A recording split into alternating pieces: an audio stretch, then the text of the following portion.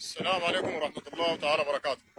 أنا يا أخي أحمد فضل المولى، الراجل الطبق فوق المنظر هذا بتاع المقلب.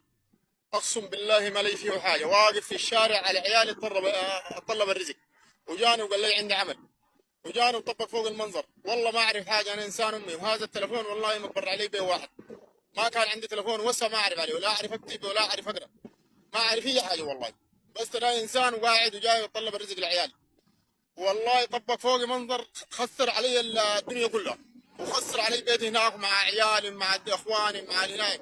الحين حتى اولادي اقسم بالله خلق لي معاهم مشكله، ما هسه ما اقدر اكلمهم في التليفون. هذا دعمني تعب مع الشعب السوداني والشعب السعودي وباقي الشعوب، وانا ما لي حاجه في الانسان، انسان بسيط رافع امري لله ورافع على المحكمه العليا. واقسم بالله العلي العظيم ما سامحه لي يوم الدين.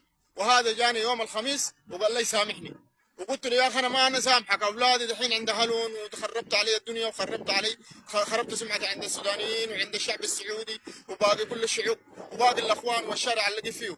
ما اقدر اكل ما اقدر اشرب، واقسم بالله حطم علي معنوياتي مره، ودعمني تعب لا بعد الحد، وما قلت له انشر اي حاجه، وانا ما اعرف عنه حاجه والله، ما اعرف عنه حاجه والله، ما شاهدته الا في التليفونات.